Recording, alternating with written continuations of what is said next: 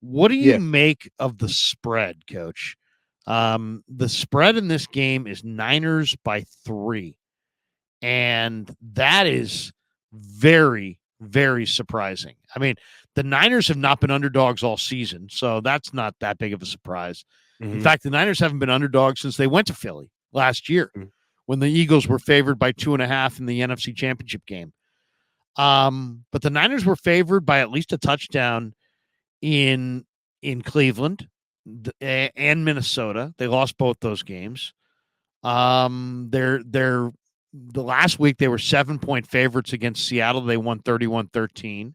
Hmm. Shanahan was asked about the odds this week. He said, doesn't make a lot of sense to me, but I really don't know how that stuff works. I don't know why. It is random. Nick Sirianni said, hey, look, Philadelphia, he goes, he said, going into last year, nobody thought we'd be any good. It's okay to be the underdog. Before I ever stepped a foot in this city, all I knew was Rocky versus Apollo Creed. He said, this city plays the underdog role well.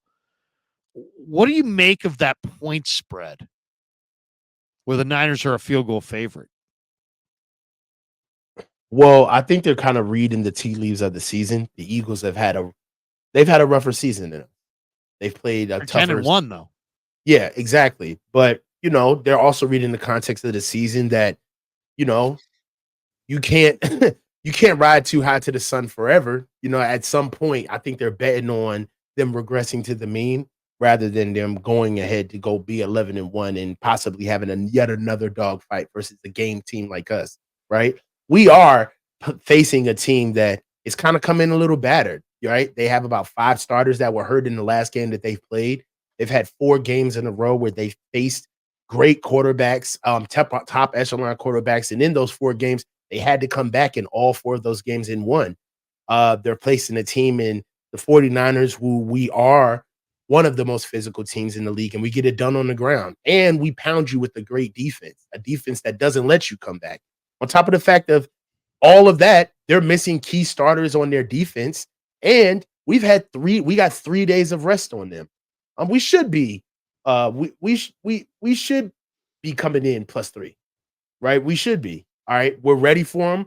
They are You on a mean hot you mean you mean minus 3. Sorry, -3? Yeah. yeah, we should be -3. I mean, we're coming in hot.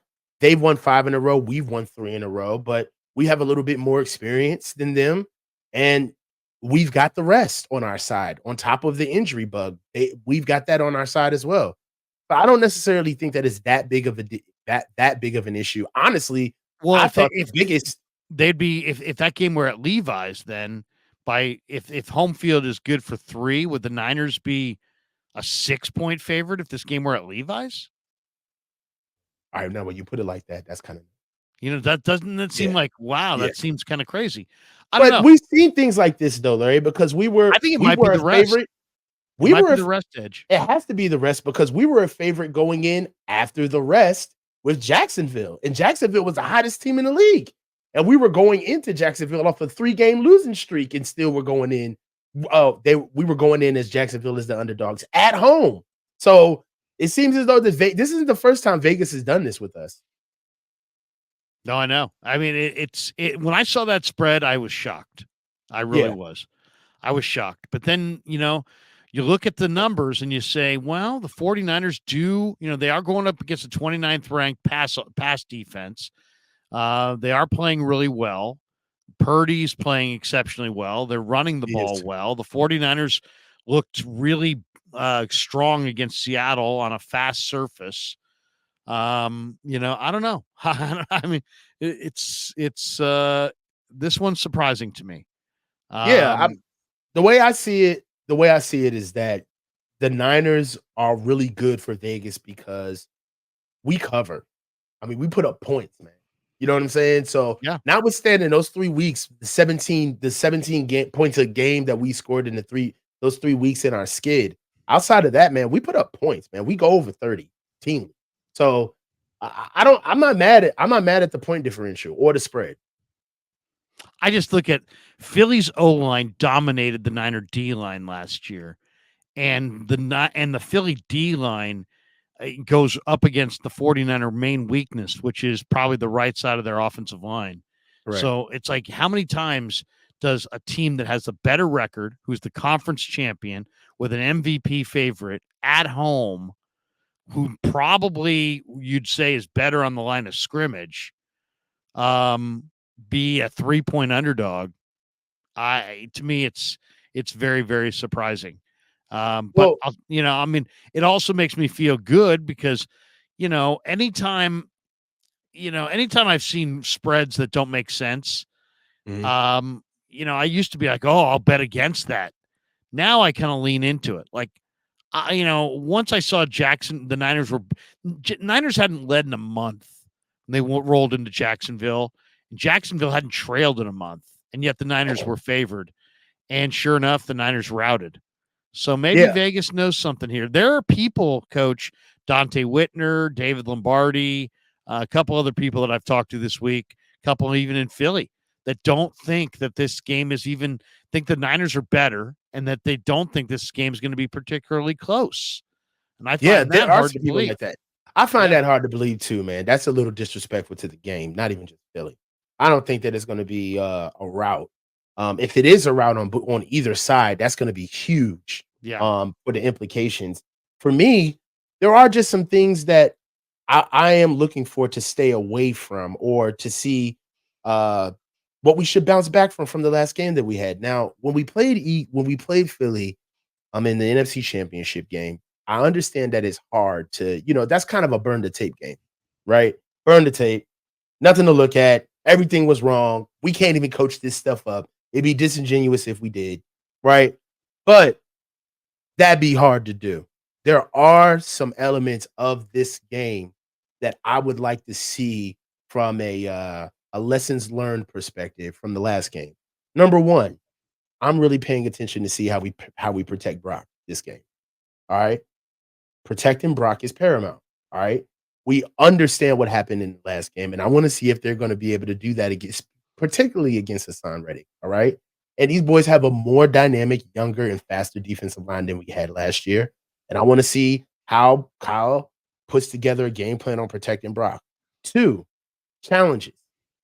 I want to see if we're going to be challenging the ball. I don't want to be flat footed because Philly is more galvanized on beating us and more on top of moving the ball downfield. And we're sitting here where Kyle's stuck looking into his play sheet and we should be calling challenges.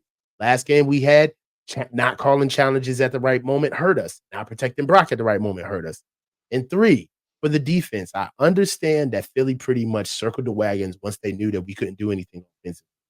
But my God, man, what they did to us on the run, we got to be able to stop Philly's run game. Okay. And what they did last week, I mean, they almost ran for 6 yards a carry last week. Now, granted, Buffalo doesn't have as good a run D, but Philly's running the ball very, very well. If they weren't, I mean, because not only do they can run it with Swift, they can run it with Gainwell, and they can run it with Hurts. Yeah. And that's something that I saw with our run defense. It just didn't look good. It didn't look good. We all talked about what our defense looked. We've all seen what our defense looks like when you leave them on the field too long. Larry, by your hard work and the things that you've highlighted, you've also let everybody know about the play usage, that as far as how many snaps our defensive line, particularly Nick Bosa, was running during games versus when we were struggling versus how many snaps he's taken when he gets a breather, right? He's almost cut his snaps in half, right? So this is something that I still want to be able to see with the Eagles. Is our depth of that defensive line going to hold up against this offensive line? Now's the time to find that out, right? Do we really have depth or do we just have guys? This offensive line is going to point that out. They're going to show us if we do. Can we get to Jalen Hurts and get sacks or not? If we can do it against this offensive line, we can do it against anybody. So there's a lot of litmus tests that I'm willing to see. There's a lot of litmus tests that I'm willing to see what we can do so we can be a stronger team, because anybody can sit back and say that our team is good enough to just go out there and handle business. But we have serious issues with our team that we need to see if we rectified them after a 3-game skid. And this is the perfect game to find out.